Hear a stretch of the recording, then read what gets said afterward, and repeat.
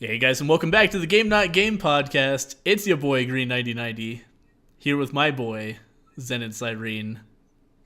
Hi Zen. It's me, Zen, also your boy. He's also Here with your my boy. boy. Yep, Green9090. We're all boys around here. Here We're your in boys. Game Not Game Tower. We're your boy in the Game Not Game tower. Yep. We're Yep. at If you the get ver- that reference, by the way, Oh, you are a nerd like me who loves public radio. I was thinking it was a oblique Cook Serve Delicious reference. No, it's a reference to Car Talk, which is a now defunct NPR show about car repairs. No, yeah, I used to Which love was- listening to Car Talk. My dad would always listen to NPR Yeah? when I was a kid. Oh, So when I was 8 years old, we'd be driving down the hill for something and listening to NPR, listening to Car Talk, and it was great. I really enjoyed it. yeah. Unfortunately, one of the hosts has passed away, so the show is now defunct. But if you want to listen to some really goofy guys like make very bad jokes and also talk about car repairs, you can always go look up the archive. The whole show was people calling in with car problems, and then them wheeze laughing at them.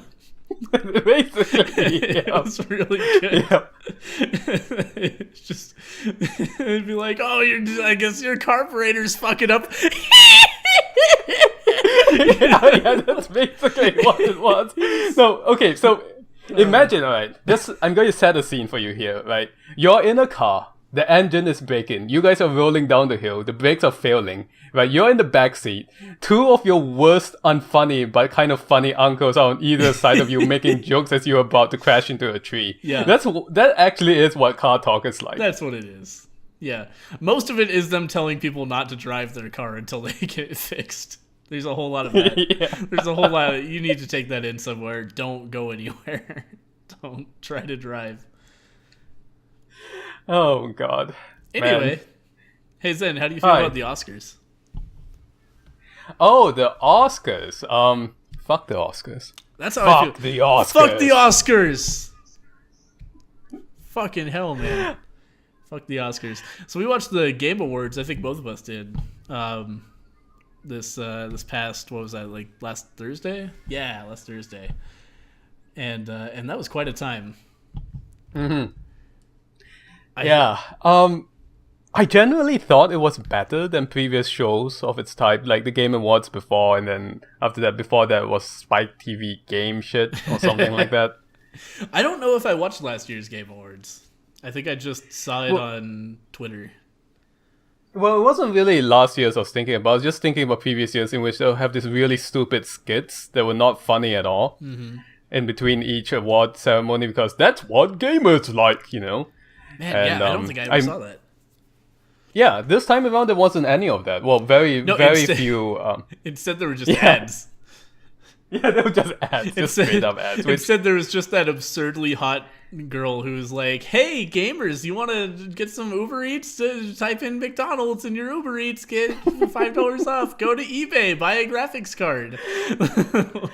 I wasn't paying attention to much of, so I don't even remember what she looks like, honestly. But I do remember the eBay thing because that just seems so out of place. Yeah, it's hilarious. They were sponsored by eBay to get computer parts, and they were showing off deals that were not good. Yeah, I don't even remember what the deals were, honestly. It was like a headset for half off, and it was like a shitty off-brand headset for $60. It's like, dude, just go on Newegg. You can do better than that. Yeah, Yeah. but a lot of people wouldn't know that though. So I Exactly. suppose it would work in their favor that way. Yeah, no, it totally worked. But it wasn't great. No. Nope. But what was great though was, well, what do you think was great? Actually, what were your highlights? Well, I think my favorite thing was that fucking guy. I forget his name. I used to know his name. Fuck. What was his name? But I don't remember. This guy, he was there to show off his game, which I also don't remember the name of. Fuck, I really should have researched this better. Hang on, I think it's can called- fix this. Yeah, just Google search "fuck the Oscars," everyone. Indie developer. Oh, indie developer defends fuck the Oscars. Holy shit. That's amazing. Okay, so this guy, he was like, what nationality do you think he was? The only thing I know, because I'm really bad at accents, is his European. That's all I got. Yeah, I felt like he might have been Italian, but I'm not sure. Ferris. What's his first name? God damn it! Why doesn't it say his first name?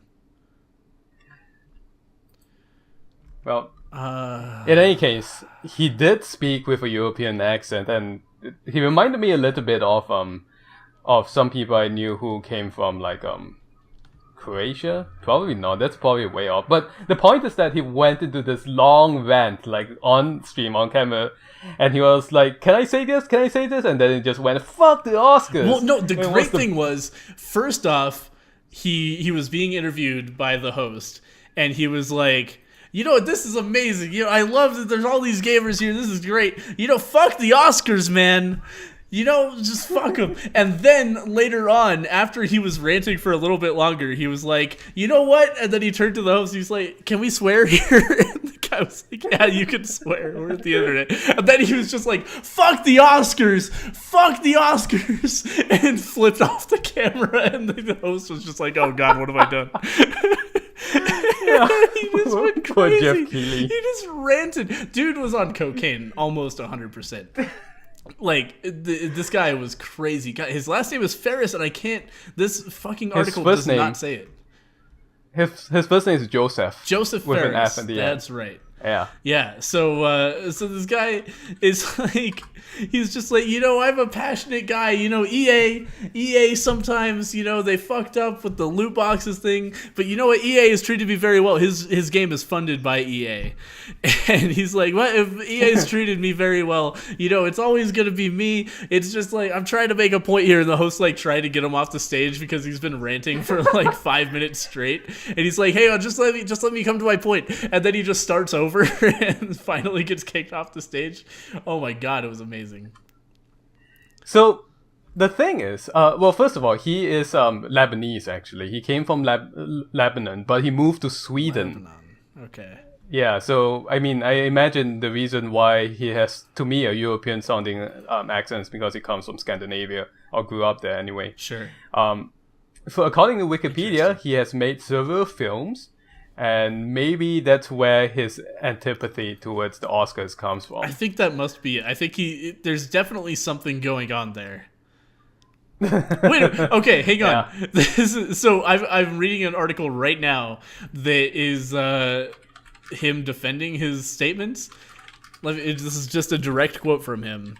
This is an example. It's not that I have anything against the Oscars, but there's a lot to talk about. Like, you know, this is the Oscars. Like the Oscars, the Game Awards. We're trying to be like the Oscars. I'm like, come on, man. I mean, it's time for people to understand that games are like a serious art. That's his statement, defending his statements. Well, I don't know. I mean, you know, games are art. Fuck the Oscars! I don't know if these two things actually play well with each other. Jeff Keighley, the host of the Game Awards, told Polygon that he knows where Joseph is coming from regarding Ferris' anti-Oscars rant at the show.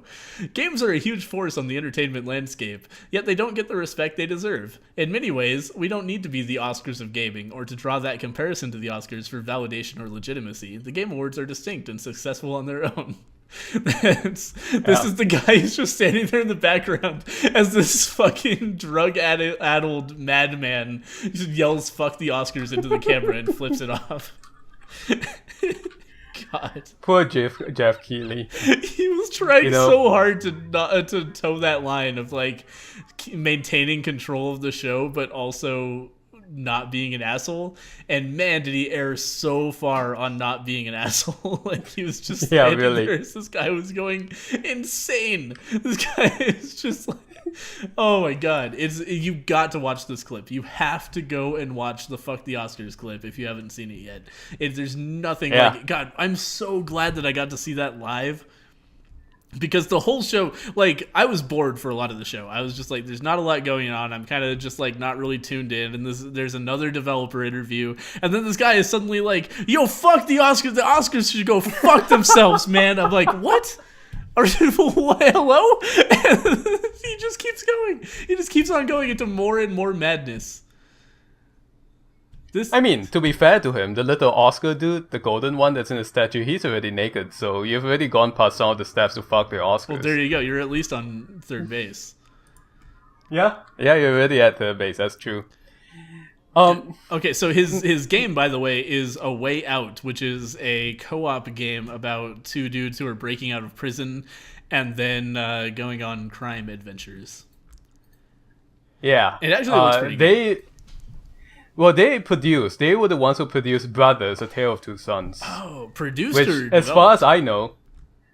I'm sorry? Developed. He directed the game, He directed actually. Brothers? Yeah, so Holy shit. It's interesting, right? I've never played Brothers, but as far as I know, Brothers is like this really wholesome game, right? It's incredibly wholesome. Yeah. Okay, so Brothers is like a touching fantasy story of like it's basically a single player co-op game where you're controlling two characters with two halves of your controller. And they're like getting stuff done together, and it's just like it's a story of like trying to like save your dad or something, and then there's dramatic stuff, and it's it's kind of a dark tale. It's very touching, and it's very different in tone than this guy presents himself in real life. Right. That's the most like tactful way I can present like. That's hilarious. Yeah. I like that. Yeah. Well, he's more famous now for having done this. There's one last thing I want to say about this incident before we move on to other game award news, and it's this that I'm going to post in our Discord here and also in the stream chat. They went and vandalized his page. Some people went vandalized his Wikipedia page afterwards. And it's amazing. I'm just going to read some excerpts of what happened. Like, The Way Out is an upcoming video game, the second video game to be directed by Joseph Fares after Garfield, A Tale of Two Kitties. So that's a thing. Just edited his page to say Tommy Wiseau over and over and over again. Yep, and just I think it's related to the streamer we talked about last week, Vine Sauce. I think it's his viewers who did this. Yeah, because he has this thing about like ongoing joke about Tommy Wiseau, who by the way just registered a Twitch account. For those of you who don't know. Tommy Wiseau did. I assume he's going to start streaming on Twitch because Twitch approved his partnership. So that's a thing that's going to start happening. Oh no. Well, as far as the Tommy Wiseau thing, like in the live chat on Twitch, people were comparing this guy to Tommy Wiseau. Like that's not no one person did that. That was the instant comparison that came to a lot of people because he kind of, to me, he was more articulate than Tommy Wiseau, but he did have that same kind of like charismatic energy. Okay. Hello, Doi Wario. What's up, Doi Wario?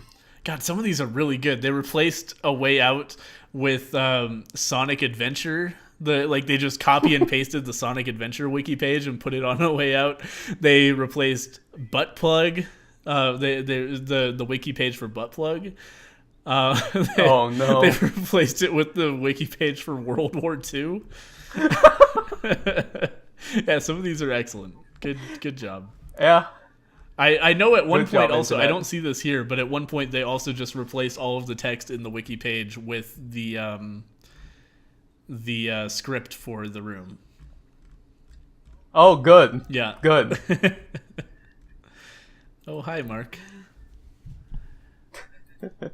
Oh, hi, Mark, indeed. All right. Man, what a guy. I love this guy. I wanted to go and follow his Twitter, but he hasn't tweeted for like months, so I didn't. Oh, okay. But well, I was really excited for the kinds of things this guy might talk about on a regular basis. Yep. I don't know if he's going to go with it or not. I'm sure EA probably has a few words to talk with him about after this So he might try to might try to control himself a little bit more. Yeah, I wonder. Yeah, I Yeah. wonder if anybody's talking to him. Like, you can't get wasted and snort cocaine right before you go on stage. Like, that's not, Yeah. that's not allowed. Yeah. Like, there was something. This guy was not acting normal. Like, I don't know if that's just his personality or if he was on drugs, but he seemed like he was on drugs to me. He was just like so far in left field. Yeah. God, it was good. He's so charismatic though. He's like, at one point he was just like, "Fuck the Oscars, yeah!" and like whipped the crowd into a cheer. He like turned around and like did the thing with his hands, and they all started clapping. It was just like, what am I watching? Yeah. What the fuck is going on? Oh man. I see he also directed a movie called Balls, which is about funny fathers. So good. Wait, what? Funny fathers? Yeah, I mean, there's no synopsis or anything. It's just the review said that it is a warm and loving comical homage to quirky fathers in general. Yeah, the cover image is like this really, like this guy who looks a little bit like Mario without a cap, kind of like crush hugging 3 other people. So that's that. Okay. Sure. I wish I knew what the movie is about. If you're Swedish and you know, please tell us what Balls was about. Yeah, send us an email at GameNotGameMail@gmail.com. I wonder if he's mad because Balls wasn't considered for the Oscars for whatever reason. Fuck the Oscars, man. Some reason. Fuck the Yeah, fuck Oscars. Alright. Speaking of speaking of the Game Awards, Yeah. what do you think of the Death Stranding trailer? Holy shit. What a thing. Stupid baby game. Stupid baby game. It's, oh man, imagine if the person you actually control in that game is the baby. Well, my thought is this, alright. In 2019 or whenever the hell, when Kojima finally releases the game, you're playing the game, you're playing it with your controller, right? Kojima himself suddenly walks into the screen, and then he points at you, like you sitting on the bed or the sofa or whatever, and says, you are the baby. And then it turns out that your controller cord was an umbilical cord. Oh shit. That's the twist. Yeah. That's the VR version. Okay, let's explain this before we go on anymore. Why we're talking about babies. It's hard to actually... it's hard to sum it up, but essentially, go watch it, first of all. But a baby does... there is a lot of stuff about baby. These people carry babies while running away or fighting cosmic horrors. At one point, the camera zooms into the main character's throat like you're undergoing an endoscopy, and there's a baby inside who gives the camera like a thumbs up or like a finger gesture or something, and it zooms out again. It's totally a thumbs up. It's strange. Yeah, a thumbs up. That baby's 100% just like, yeah, dude. Yeah, it's bizarre because like it starts out in kind of the least surreal scene that we've seen in out of Death Stranding. Like the most sensible thing that's been going on is there's these 3 dudes in like basically hazmat suits who have these weird like devices on their back that seem to sense things, and they're looking around, and one of the dudes has their legs caught under a vehicle and they're trying to save him. And then there's the handprints. Like if you've seen any Death Stranding stuff before, you've seen like the inky handprints that show up. Like there are these invisible beings or like beings that aren't quite in the same dimension or whatever, but they leave handprints on the ground. And one of them is like going for the guy, and they all hold their breath so that they won't see him. But it ends up grabbing the guy. And then there's another guy who has like a tank with a baby suspended in fluid on it on his chest. And like that guy gets they all get like attacked by a terrible monster. It's all really weird, but then the baby is gone out of the tank, And then Norman Reedus is like, "Oh shit, the baby actually got down my throat. Weird, how crazy." And like, and that's like that. It's kind of implied, I think, that that's the lead-in to the first trailer, I think, where he had the baby and he was like so happy about it, and then it disappeared. Do you remember that? Yeah. Yeah. Yeah, I kind of remember that from E3 2016. Yeah, and oh man, do you remember how the first two trailers people would play them side by side and you could see the baby like move between the screens?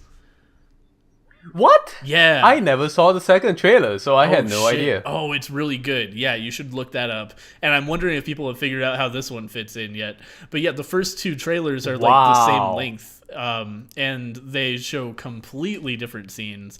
But you can see things move from one screen to the other if you play them next to each other. That is crazy. Yeah. Oh my god, I did not know that. Also, Kojima, there's a really good Kojima tweet from back on the 10th of March 2017, so many months ago, that has two pictures of like little figurines and toys and stuff, and he's like, "I'm not playing around, part of my job." And there's a picture of like a Lego submarine on top of a toy, like a little, like not an action figure, but a little doll's legs, and then off to the side there's another action figure with a baby, and right in front of him there's a guy, and then there's another image. It's the same scene from a different angle, and it's very obviously a scene from this trailer that just now got released. Wow. It's really good. Oh yeah, right. It's so good. Well, I'll tell you something. I love this trailer because it has it has kind of an epic, surreal sci-fi feel that you don't really see in video games a lot. Yeah. You know, it reminded me of 2001, like Stanley Kubrick. A little bit. Man, I never saw that movie, actually. So I should. yeah, it's I haven't seen it in many years now, like at least 20. But I get the feeling it still holds up because of how exacting Stanley Kubrick was to his craft. Sure. I also want to say that I want to see Kojima go all the way with this baby theme and release a VR like episode of Death Stranding in which you're being born. I want to see that. That's very Kojima. That would be. Yeah.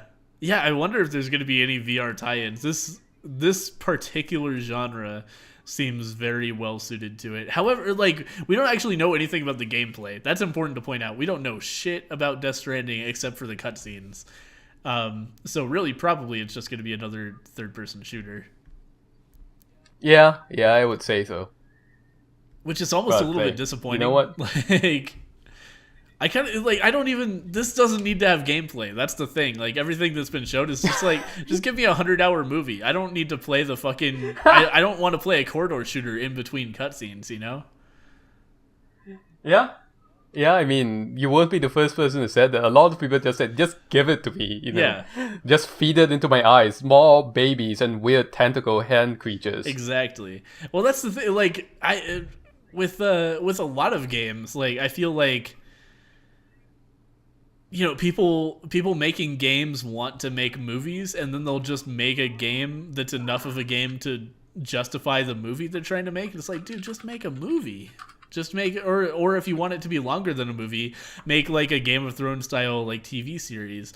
But the thing with stuff like this is like, there's nothing about this that makes me excited for it as a game, you know? I don't really care for games where there's a big focus on narrative and the narrative has nothing to do with the gameplay.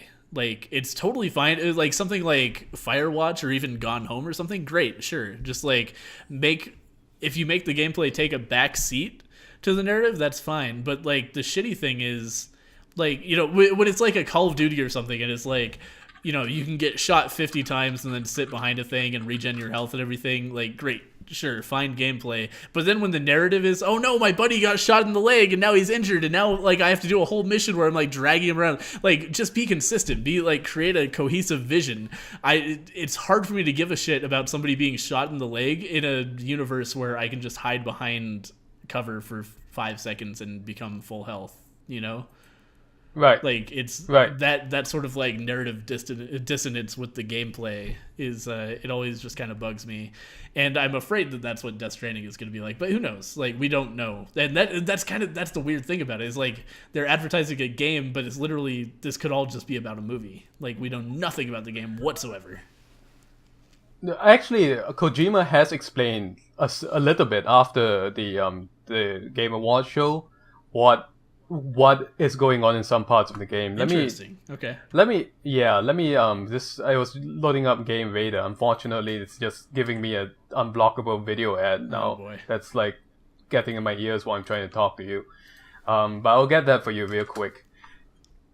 Like, normally I wouldn't care about giving, media like ad money because I take ad money too. It's just that for right now it's somewhat disruptive. Sure. Here, yeah, autoplay video ads are yeah. Well, this one's unpausable. That's what makes it worse. Yeah, that's bad. Yeah. So what he says is that the real juicy bit comes after the flash of bright light explodes from the head of the enormous creature that solos up one of the people in the trailer, right? It's revealed that the underwater section is playable. Okay. The part where the baby is in the throat, that part is playable. And at that point, Kojima says, you're not dead or alive. It's the equivalent of a game that says continue and a counter ticking down towards 0. As you saw in the trailer, you saw the crater. When you come back, it's still there. Most games will have taken you before the crater was made. So depending on the player, you might have lots of craters all over the place. It depends on each player. Oh my god, this this is just about as serpentine as anything else you said. It doesn't help me with anything. But he says that everything, death will never pull you out of the game. You have to regain your strength to resurrect yourself and continue on. Okay, that's cool. So there's no like failed state. There's just weird water town. Weird, like purgatory with a baby in it, I guess. Right. Huh. So yeah, I mean I like the trailer. I hope, as you said, the game turns out to be good too. But if not, then I'll just enjoy the crazy story that I'm sure will show up. Yeah. Yeah, it's very... Man, what a thing. There's a lot of memes going around. This, like, Kojima's just seeing how long he can get away with, like, making insane high-budget cutscenes without actually making a video game. Because, like, it really does seem kind of like... I don't know. I hope it's a walking simulator, but there is death. There is a death state in this game, so to speak. So it's not going to be that. It could be at least be like a horror game, like Amnesia or something. Yeah. Yeah, we'll yeah, see. I mean it does have themes of surreal body horror in it already, so could be. Yeah, I'm worried it's gonna be a fucking like third person corridor shooter, because that would be. I feel like that would do a great disservice to the narrative to like just have. And then you kill a bunch of guys by shooting them in the head, and then, oh, look, more movie. Make it a PUBG-like. There you go. In which, when you have teams, when somebody dies, they become a baby, and you have to carry the baby around with you for like a minute before that guy respawns out of you. Make it a chicken eater game, but with capture the flag mechanics, but the flag is a baby. Yeah, exactly. The flag is a baby. There you go. Well, that's the fucking title of this podcast. The flag is a baby. I'll write that down so I don't forget. Yeah. Oh. Now, while you're doing that, Oscars let me. Is also a really good one. Yep. You will absolutely get demonetized for that because YouTube, but true. Who cares at this that point, is true. Right? Yeah. While you're doing that, let me just mention real quick in case you're not aware. Since we mentioned Firewatch, Campo Santo, the new game has been announced. It's called In the Valley of the Gods, and it's related to Egypt somehow. So that's going to be coming, I don't know when, but sometime. Yeah, that looked really good, actually. There was Yeah, it looks like it's going to be another Firewatch. It doesn't seem like they're doing anything too different, but it seems like you're investigating the some sort of mystery in an Egyptian, like in ruins, basically, which kind of appeals to me. I like that idea. Right. And it seems to be two women exploring together, one of which you play in first person, and then there's another one in the world with you, which is distinct from Firewatch in that you were alone all the time and just had an audio companion with you. I need to play Tacoma. Oh, me too. But at some point, I'm really appreciative, and I wouldn't mind at all if Campo Santo and Fulbright, the company that makes Gone Home and Tacoma, just makes just really interesting, explorable worlds over and over again without doing anything else. That's fine with me. Oh man! Speaking of a studio who made an explorer game making something else, do you see Witchfire? Right, they are the people who did what's the name of that Vanishing game? of Ethan, the Haunting of Ethan Carter. Oh yeah, that's Ethan Carter. Vanishing. Yeah. The Vanishing of Ethan Carter, they were really hyped up before release because they were doing cool like what's the name for it? Not photometric, but something like that. Maybe it is photometric. But anyway, they were taking photographs of real life places and putting them in the game with like advanced mapping software. That so it looked very, very realistic. That game is absolutely fucking gorgeous. Like, oh my god, drop dead gorgeous. So they and it was just a walking simulator. Just walked around and found out a mystery. It was actually the narrative. You know, it was fine. It didn't really grab me the way some other games have, but just graphically, that game was really cool. And then so they started this trailer, and it was just a dude walking around another beautiful thing. It was like from the makers of Ethan Carter. I was like, oh yeah, here we go. Here's another walking simulator. And then they started shooting, and there was all this magic and shit going on. It looked like a first person, like almost like a Hexen, like spiritual successor kind of thing. Yeah, I mean, one thing they did say, the trailer also said, you know, they say from the developers of the Vanishing of Ethan Carter, and then also from the developers of a first-person shooter whose name I cannot remember. So those two companies, or those two sets of people are working together. Painkiller, yeah, People Can Fly. Oh. Painkiller and Bulletstorm. Okay, I've heard really good things about Painkiller, but I've never played it. Mike Malbec, who made Paranautical Activity, he really likes the Painkiller games. Yeah, so it's a bit of both, I guess. Yeah, that's Witchfire. Anything else jumps out at you from the Death Stranding? Oh my god, from the game, the game awards. That's all I got out of fuck it. The authors, fuck the Oscars awards. I don't know. I don't think so. So some games got awards. That was cool. I think Zelda won best like game of the year. Zelda Breath of the Wild. Yep. My predictions were real bad. I did not predict well. They did a cool thing through Twitch integration where you could predict who was going to win each category or some of the categories. It wasn't all the categories, but you could predict who was going to win, and I pretty consistently guessed wrong. I was watching it through Steam, so I didn't guess anything. I actually ran the Steam one because Steam was doing a thing where you could get prizes for watching through Steam. You could get some of the games. But so I ran that in the background, but Steam's was like 5 seconds behind Twitch's, and I was streaming with Dunce and Messycat, like talking over it, so I couldn't watch the Steam one. I was just way too far behind, so I had to watch the Twitch one too. Okay, but I got you. Luckily, I have good internet, so I could manage both. Okay, cool. All right. Well, I guess if that's it for the Game Awards, I'd like to move on to some news about the state of the Otaku Union 2017. Excuse me. Which is the headline of the article. It is a company called Yano Research in Tokyo has done like a market research thing about changes in Japan's anime business sector, basically otaku business center. So this is a serious like economic report, and they looked at specialized pockets of obsessive fandom to do this. Idol singers, which we talked about many episodes ago, in which it's this bizarre, to me anyway, bizarre like little micro world of Japanese girl and boy groups with names like AKB68 or 42 or whatever, and DKB whatever, Yeah. like just all letters and numbers, right? Their economy is worth about 1.8 billion US dollars, up 12.3% from last year. Damn. And yeah, it's both male and female idol groups, and it's still making a hell of a lot of money. Let's see. This is in yen. I cannot do a quick translation for you in terms of numbers, but Vocaloids were up 4.2%. Isn't that 10 billion yen? Isn't Vocaloid a website?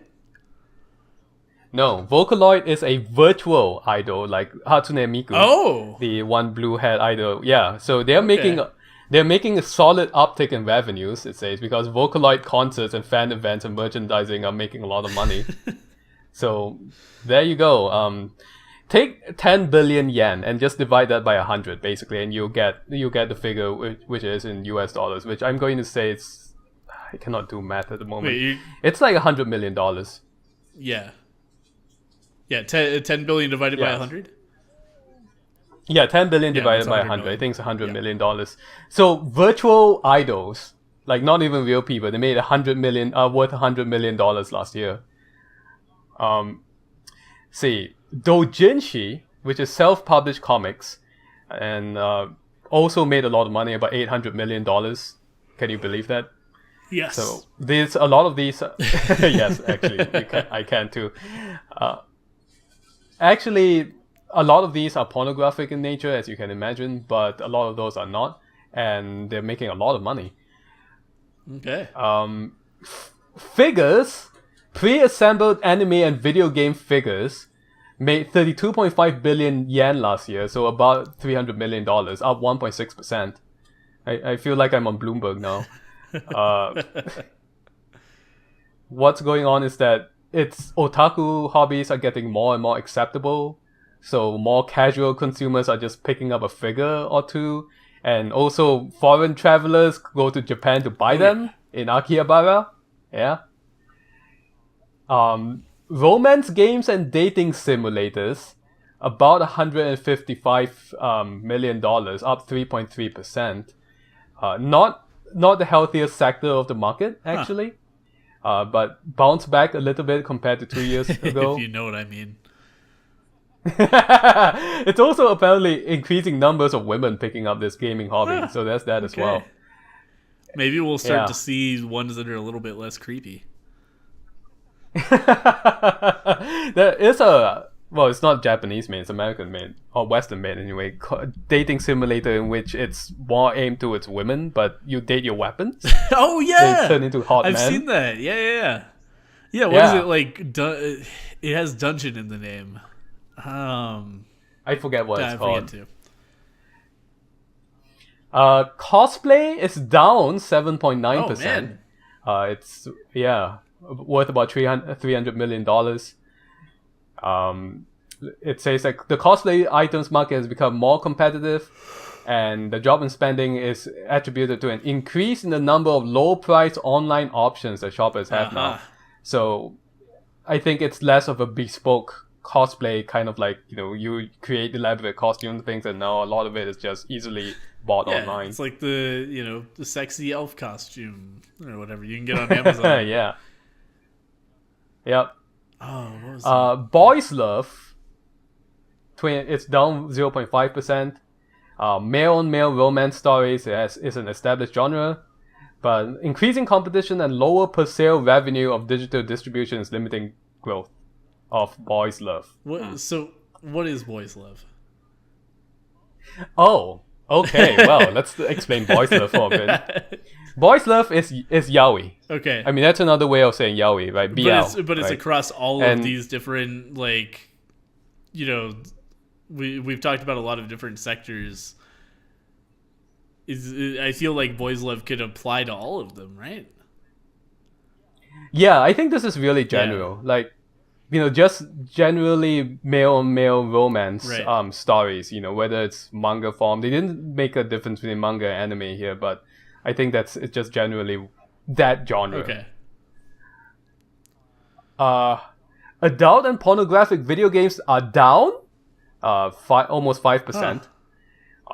Increase in digital sales is not offsetting dropping demand for more expensive physical releases. Oh god, I think that physical release is not the best term for that. I think. Yeah. God. Good. With the sector shrinking, they're doing this Okay. on purpose. Come on, they're doing this on Okay. purpose.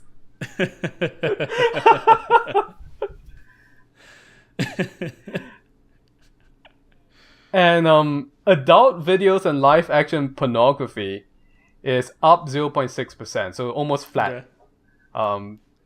Things are not likely to get rosier, the article says, as seniors in Japan learn where to find porn online.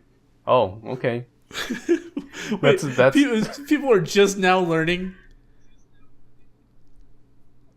I don't think like computer penetration. Excuse me. Oh my god. Phrasing. I think my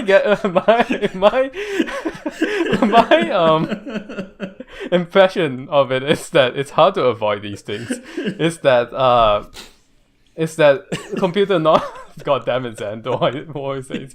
Is that computer knowledge is not that widespread, like personal computer In stuff. Japan? There was a time in Japan actually. This was like 10 years ago. Okay. Like 10 years ago, before Apple came out and really blew the scene away with its iPhone, Japan was the leader of technology in mobile phones.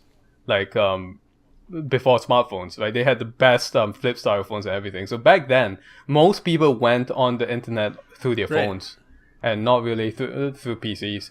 And I don't know if that has anything to do with anything, but as far as I know, a lot of the, especially among older people, is lagging behind the US a little bit, or everywhere else. Well, you would think that was like the mobile phone thing would have just rolled right over into smartphones, and you just find porn on your smartphone, no problem. That's true. Good point.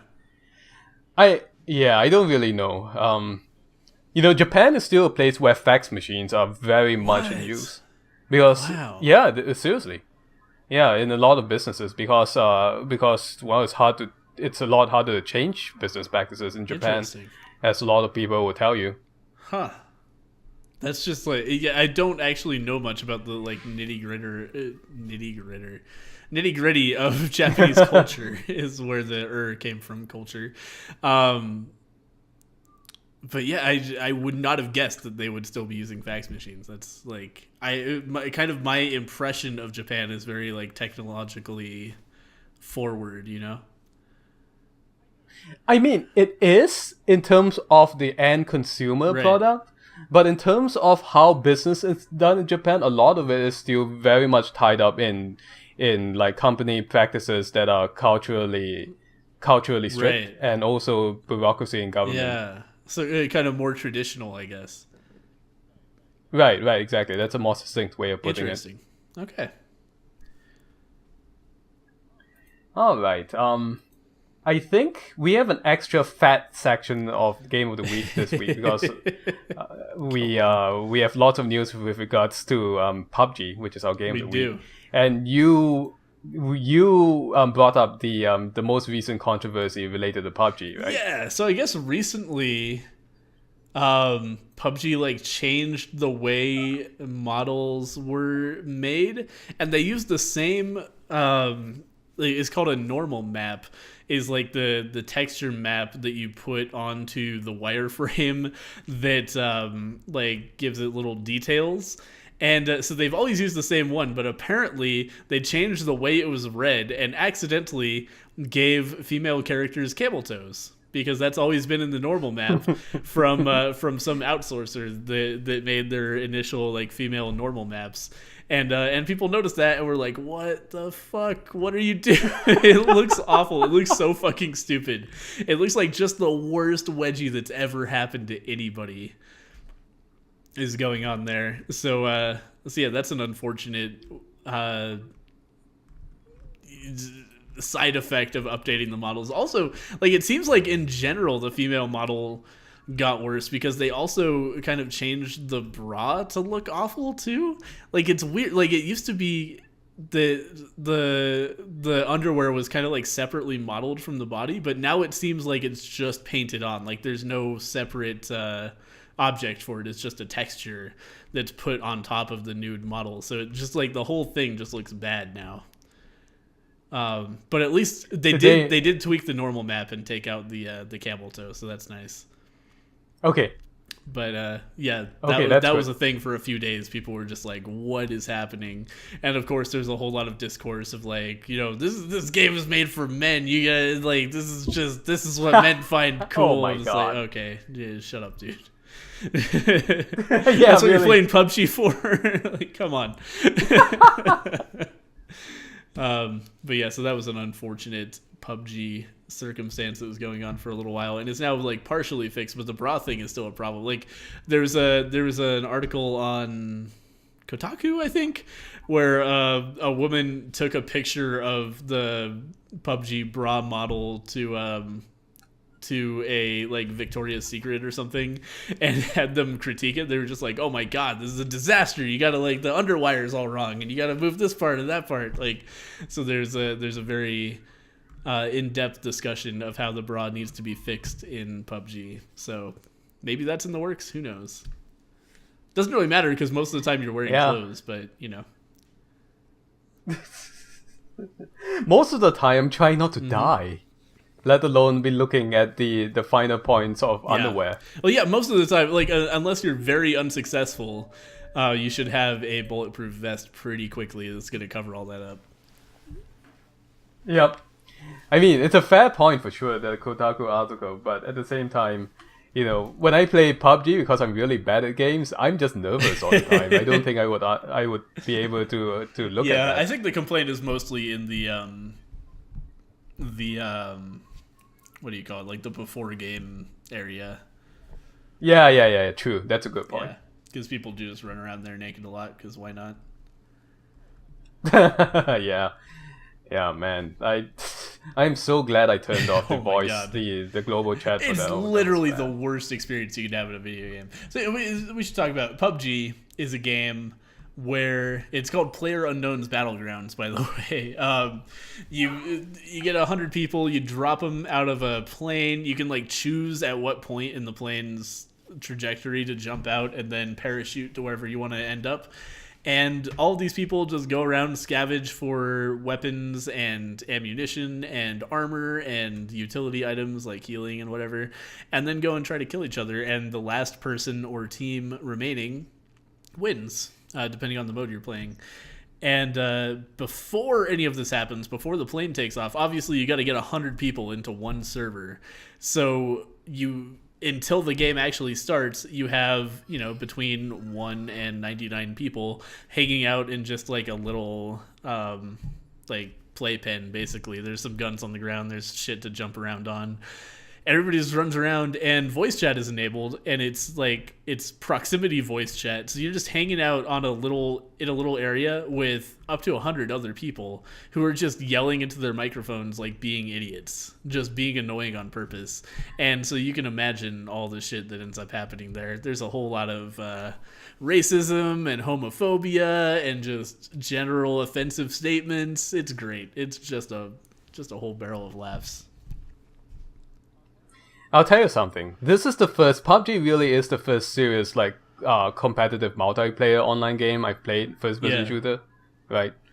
Aside from things like Mirage, which doesn't have anywhere as many people, right? Mirage Arcade Warfare.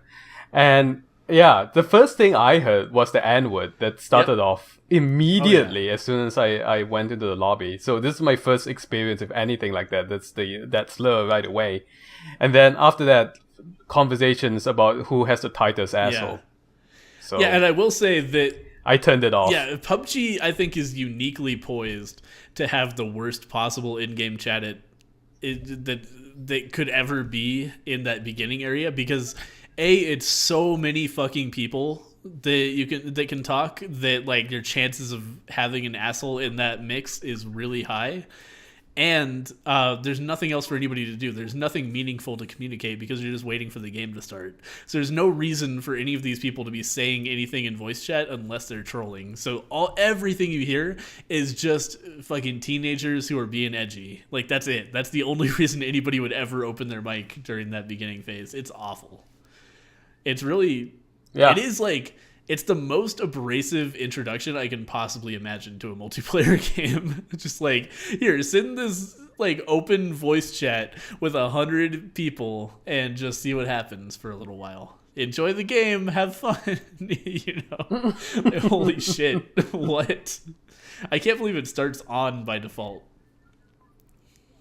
Yeah, I honestly I hear things. I've heard over the years things about how awful like online public chat can be, but I wasn't expecting it to be that quick. Like as soon as I got in for my very first like public game of PUBG. Yeah, and it never is that quick usually. Like let's say you're playing a game of Counter-Strike. Counter-Strike, notoriously toxic community.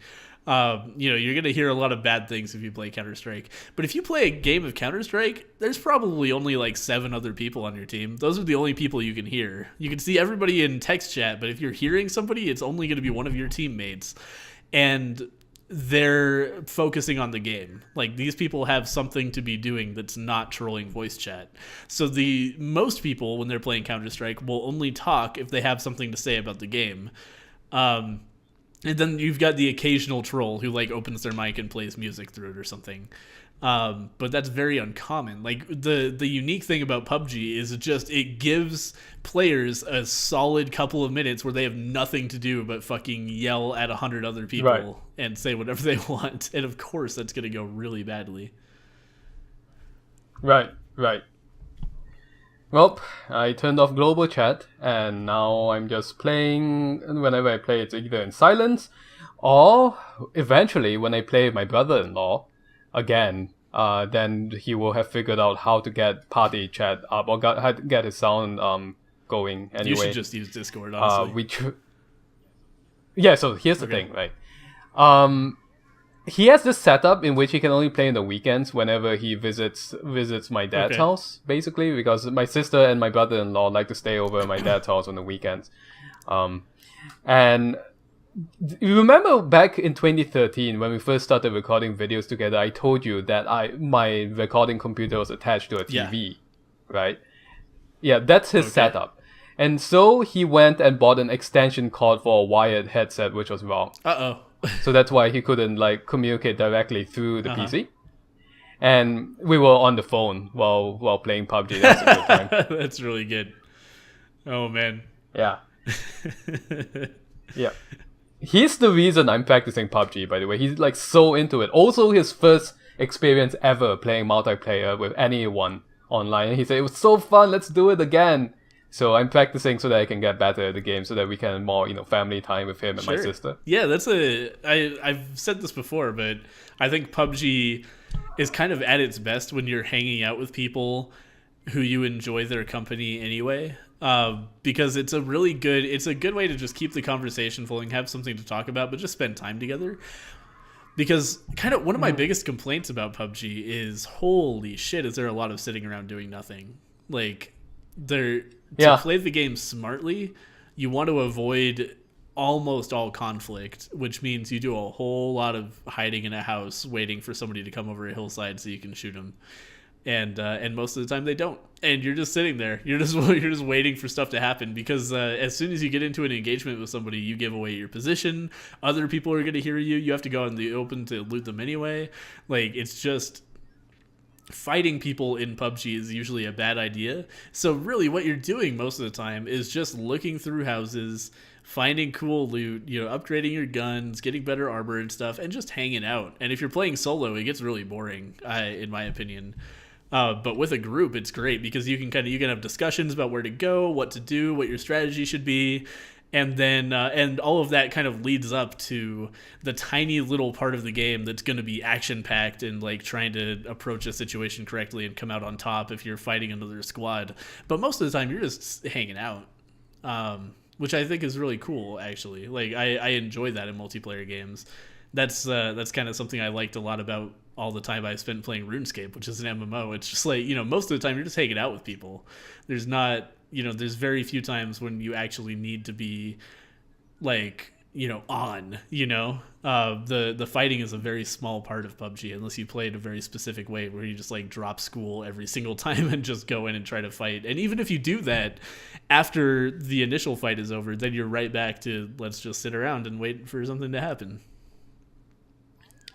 I'm trying to do the first thing, and because I'm bad, I have no experience really with multiplayer shooter games, so I'm trying to deliberately get into combat situations to practice. Yeah, that's definitely smart. You want to, you can waste a whole lot of time like getting really close to winning a game, but then having no idea how to actually fight because you've never shot your gun before. And yeah, that's a big waste. Like you've got to be able to do that combat when you get into it. But it's hard because, like getting into fights is hard. Yeah. And I will say, in the last game, the most recent game that I just played, I got into the top 15 basically with just a pistol, basically because I avoided everyone. And I know, it goes back to something you said in the stream. I knew I was screwed. Like the entire way through, I was screwed. I know that. You're losing, but I just had really to keep slowly. going, right? Yeah. Yeah. I did, however, come out of that with some satisfaction because I thought I was dead.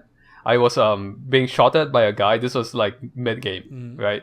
But I dodged him by running into the red zone. That was fun. Like, he didn't want to follow me, and I just somehow survived all the explosions. Oh man, that's like the fucking... there's a scene in Star Wars like that where they go into a asteroid field. That's good shit. I haven't seen any Star Wars movies since I was like 8. Oh, except Phantom Menace, but who cares about that one? I think it might have been Phantom Menace. I'm not sure. I don't remember. It's been a long time since I've seen Star Wars too. It wasn't Rogue One, I can tell you that. Well, wow. I should watch some Star Wars movies. There's a lot of things I should watch, same. really. Yeah. So, any other thoughts about PUBG before we go into PUBG in China? Oh shit, I forgot about that. No, it's just I feel like it's actually a pretty bad solo game unless you really are into that kind of like the waiting, the sitting in the bushes and waiting for something to happen. Like some people really enjoy that tenseness, but for me, it gets kind of boring. But if I have somebody to play with to talk to, then I find it pretty fun. So that's my thoughts on PUBG. I feel like it's a really good group game for if you don't want to take something too seriously, you just want to hang out with, between 1 and 3 friends and play a video game together. PUBG is a really good way to do that. I agree with that last part. I have a lot of fun just hanging out. For the first part, the solo games, it might be because I'm super inexperienced with these kinds of games. I'm tense all the time. I'm like nervous. I don't feel bored at all because I just feel like I'm going to die at any time. So, There's definitely that. So I can't play too many games of that, really, before I feel like I need to take a break. There definitely is tense. Like, a lot of the time, there is... When you know that the circle's closing in, you're, like, watching, but, like... It's still, like, I just want to get into a fight, man. Like, the multiplayer games I play typically are, like... I play a lot of Overwatch, and Overwatch is, like, all action all the time. So it's a hard adjustment to go to PUBG, which is like, I'll play a whole fucking game and shoot at people like 2 times. And it's just like, I don't know. It feels like I'm not getting my money's worth of adrenaline, because it's like, it's a totally different thing. Like that like tension where you're waiting for a fight to start versus actually being in a fight. There's totally different feelings. And I don't really necessarily enjoy the waiting part that much. I think I just need to get into more action-packed fights and stuff in order to get more acclimatized to that, because I think at the moment I'm just too tense. Yeah, really. Like what you want to do fight is every single game you drop onto school, and that'll be good because it will get you better at parachuting too. And if you don't parachute well, then you die immediately because other people already have weapons. But if you get good enough at parachuting, you can be one of the first people to land on the roof of school. And then you can go in, grab your shotgun, and then just get into fucking scuffles, and eventually you'll be the one who comes out on top. One of my first games of PUBG, actually, my first 5 for sure. I dropped school and I got a sniper rifle with no scope and killed 2 people with it. Yeah, Nice. this one guy was like, we were doing a stupid, like, running around in circles around each other, kind of like keeping cover between us so we could hear each other, but we couldn't see each other. And finally, I predicted that he was going to jump down from the floor above me onto the ground, and I just aimed where I thought he was going to drop, and I heard him walk over there, and he dropped down, and I just shot him right in the head. It felt so good. It Nice. was awesome. It was one of my best... I need to get better at that. I couldn't believe I actually hit him. Like, a sniper rifle with no scope was fucking hard to aim. But I did it. Yeah. Nice. Yeah, PUBG. Those are the kinds of moments that make the game great, and they're not very dense, but they are really good. And I think they're almost more sweet because of how rare they are. I think I mentioned to you when we were streaming it that PUBG is and still is really the kind of game I would prefer to watch rather than play because of the moments it generates. Totally. Yeah, right. I think it's an extremely clippable game. I've seen some amazing PUBG clips. It is. Where you just cut through all the bullshit. It's like there's a clip of Austin like driving a car through an underground bunker. It's very good. Yeah, Austin has fantastic clips. Last Grey Wolf, Austin. Go look it up. I will say also another good way of watching PUBG, and I did this last week as I was working, is to watch an organized tournament. Oh wow! Because they have tools now apparently that helps broadcasters, and the way they do this is that the broadcasters are doing their thing, talking about what's going on, but on the screen itself. Of course, this I don't think the players can see this, just the viewers. Every single player is highlighted. Okay. Like, like on the map, on the actual, like, doing the actual action. So you can see, let's say, for example, when they're looking at the map screen, you can see each player's name as they parachute into various parts of the map. That's really good. Like, like a line of, like, tags. Yeah. Yeah, so to me, that's a very exciting way to watch PUBG because there is no downtime. Right? The broadcaster just goes from player to player, and there's always something to talk about. That's a great way of watching PUBG. I should watch that. I had always kind of had it in my head that it would be kind of a trash game to watch, to spectate. But if there are good tools for it, I could see it being really good. So yeah, I should check that out. Yeah. Yep. Cool. It's pretty good. Yeah. Also, apparently there's a new map and shit. I haven't played it. Yeah. We forgot about that part. Yeah. That was announced in the Game Awards. I have not had a chance to play the new desert map. I was playing the new Path of Exile League instead. I've seen a little bit of it, just watching Austin and just various PUBG streamers, and it seems to me there's more verticality. Interesting. Like some of the buildings are taller, so that is actually quite interesting. So? Like they're already really tall buildings in the basic map, though. Oh really? Maybe I just haven't been there. Well, you remember when we dropped into Georgia Pole and there were those like 4-story apartment buildings, 4 or 5-story. Yeah, like, those are pretty tall. They're tall enough that if you jump off the top, you will not survive. Yeah, maybe I'm wrong about that. So tell me if I'm wrong about the desert map having more verticality on it. It's just an impression that I got just by watching some streamers. Yeah, I'm not saying you're wrong, but I'm just curious because like I do feel like PUBG has some pretty tall ass buildings. But yeah, we'll see. Right. I'll have to play that. If you ever want to play more, hit me up. That would be fun to stream again. Oh yeah. I'm out for that because I gotta practice. So yeah, we could just. I'd be down for just dropping school all day. That would be great. Just. I don't know about all day. Well, not all day. I mean all stream. Yep. Yeah. Let's talk about next week because next week that's when my actual break starts. Good stuff. I don't have to work, and I plan to do writing. I plan to be doing a lot of writing. My novel is like around 7,000 words at the moment. I want to push it to like closer to like 15,000. Nice. Yeah. So hoping that I can do that, but I'll definitely make some time to practice the PUBGs. Cool. So I'll let you know. Oh yeah. So what are we going to talk about with China? China. Yeah. So PUBG is extremely popular in China. It actually, as far as I know, it single-handedly pushed adoption of Steam in China. Right. right? So it's really Yeah, crazy. that's why. Oh And yeah, I remember reading that this like really boosted the number of Windows 7 installs. Because a lot of people over there don't have Windows 10, so like suddenly there was like a 30% increase in people using Windows 7 versus Windows 10, and it was all because of Chinese PUBG players. right, right, half of Chinese of PUBG players worldwide are from China, which is crazy, right? And because of that, well, first of all, let me just say that according to this article from Magpie Digest, the way you say winner winner Chinese dinner, winner winner oh my god, chicken dinner in China, and I won't speak the Chinese because I cannot read this. It's luck be with you. Tonight we are eating chicken. That's pretty good.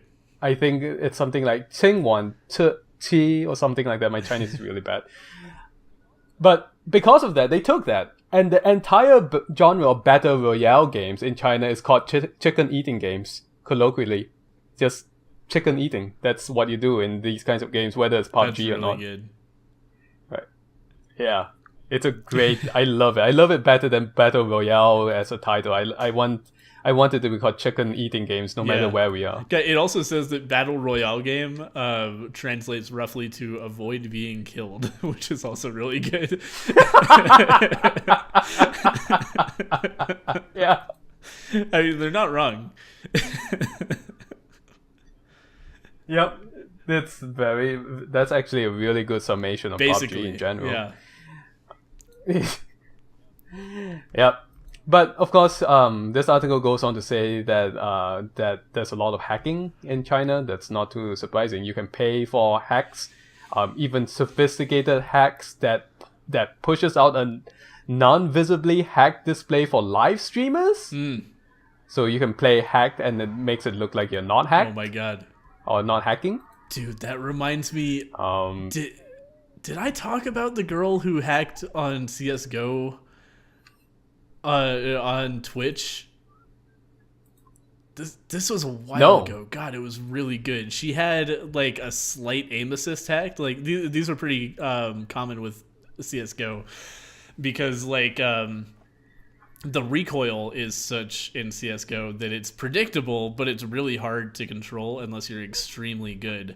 So what they'll do is use a little hack that just automatically corrects for recoil, so you're more likely to hit where you're aiming. And and this girl was using that, and she uses it while she streams. And then one time she just brought up the fucking hack menu and was like clicking around, doing stuff, and because she's supposed to have like an overlay that stops that from showing up. And she just forgot. She just fucked up and brought it up live on stream. And everybody in chat was like, wow. what is going on? What are you doing? And she was like, and then after she noticed, chat was like, she had totally like brought up the menu, tweaked her settings, and then closed it. And then like 30 seconds later looked at chat and noticed. And they're like, and she was like, wait a minute. Clara, what did you put on my computer? What is this? What's this thing? And like tried to play it off. And it's like she's literally sitting there changing settings in it, closing it, and then way later being like, what the hell is this weird program on my computer? Oh my god, it was so good. Oh my god. Oh, it was the worst. It was the worst cringing. Oh, it's very, very good. I bet if you search for like, oh my god, Clara CS:GO, you could probably find it. CS:GO hack. I would, but I cannot watch cringe videos. I just cannot stand them. Like, if that I start feeling really I start cringing myself, and I'm like, I can't take this one anymore. of those. It's one of those huge like empathetic embarrassment video. Like it's just like so like, oh no, there's nothing you can do. You've completely fucked yourself, and this is just like a person trying to figure out what to do about it and failing miserably. Oh yeah, it was good. Well, I well, I forgot what I was going to say, but yeah, I should watch that video. I Yeah, don't that's think I fair. can. It's definitely one of those where it's just like you just feel it. You just feel the like the bottom dropping out of your stomach as you see your chat talking about like, whoa, was that a hack program? What the fuck? Like, oh no, Yeah. it's over. My whole channel is over. Oof. Yeah, basically at that point, especially if the channel was based on CS:GO, Yeah. mainly. Ugh. Anyway, so people are hacking in China. Sorry, kind of. Yeah, people are hacking in China. The other thing is that the Chinese government, because the Chinese government is this overbearing thing, as everyone knows, they haven't actually tried to control PUBG or Steam at the moment, or at the time of writing anyway.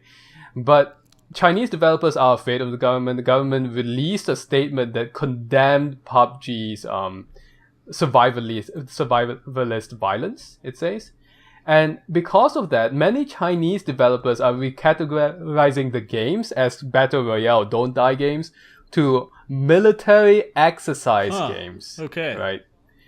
Some companies have started writing these backstories to make it work. in one game, players, and there are a lot of knockoff PUBG games, as you can imagine, developers making their own. In one of these games, players are competing for the right to defend Earth against invading aliens. So that's a backstory. They're not trying to kill each other. It's merely a training exercise to become intergalactic defenders. And in some other games, NetEase, they changed their game, which is called Operation Wilderness, to explain in the opening animation that the player is training to become a member of a peacekeeping force, and then also drape the stage with red propaganda banners, which are common in Chinese cities, so that they can basically, it's a preventative measure against the government saying, hey, your game doesn't promote our brand of Chinese socialist values. Look, we have these positive messages in our game. Yeah, right. That's good bureaucrat bait, I guess. Yeah. Hello, Mike the Hey, MLG. what's How going are you on? doing? Yeah. So the Chinese chicken eating game genre, as it's called, really, it's starting to very much explode. It's just that now the government is also keeping its eye on it, and well, the article ends really fittingly by saying that it's a kind of ingenuity. You need to be the last game standing among hundreds in this crowded playing field. Yeah, China is notoriously like big on censoring games. Like I know skeletons, I think, are not allowed, which is a big. Yeah. Oh yeah. That's a big thing for a lot of games. Is they have to reskin all of their skeletons to make them Chinese acceptable in Chinese. It's too spoopy. Yeah, I remember in Dota 2 there used to be a hero called Skeleton King, and they had him like in a helmet and everything, so you couldn't see the bones. Oh, so the Skeleton King, not like, does he wear a suit or something that covers up his bony body? Well, he didn't in the American version, but he certainly did in the Chinese version. They what does he wear now in China? Well, interestingly enough, Blizzard sued Valve over the use of the character Skeleton King, because Skeleton King is a big dude in Diablo, Leoric the Skeleton King, and they actually ended up winning a lawsuit over they said that Blizzard wasn't allowed to use a Skeleton King because that's a Blizzard character.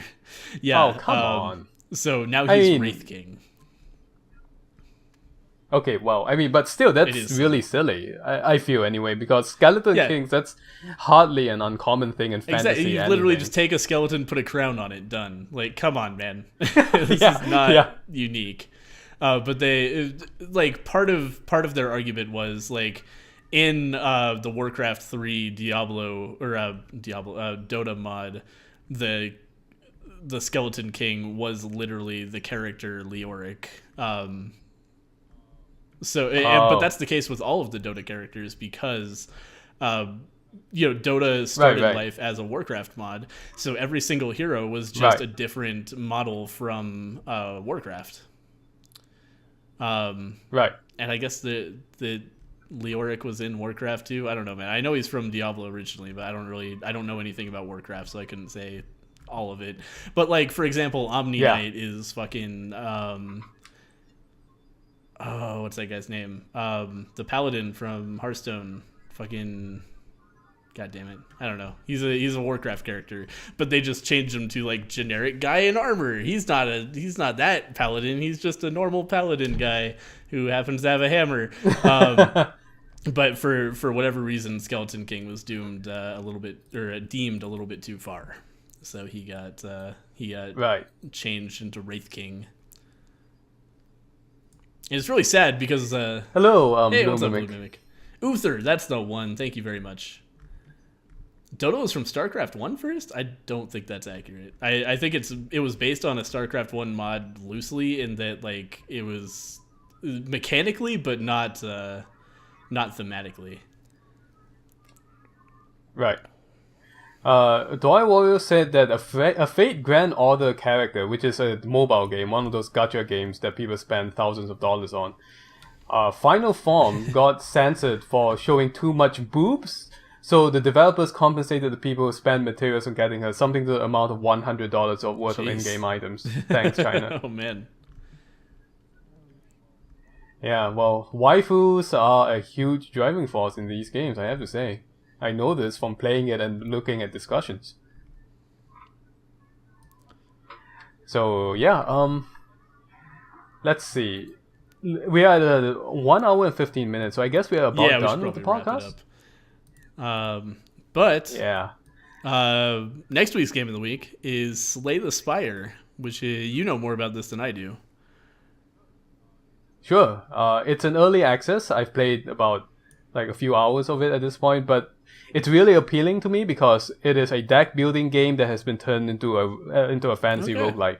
And when I say deck building, I mean the kind of game in which you start out with a basic deck of cards and then you just improve it as you encounter like treasures and monsters and stuff. Which, great gameplay loop even now in its early form, and we'll talk more about that next week. Sounds really fun.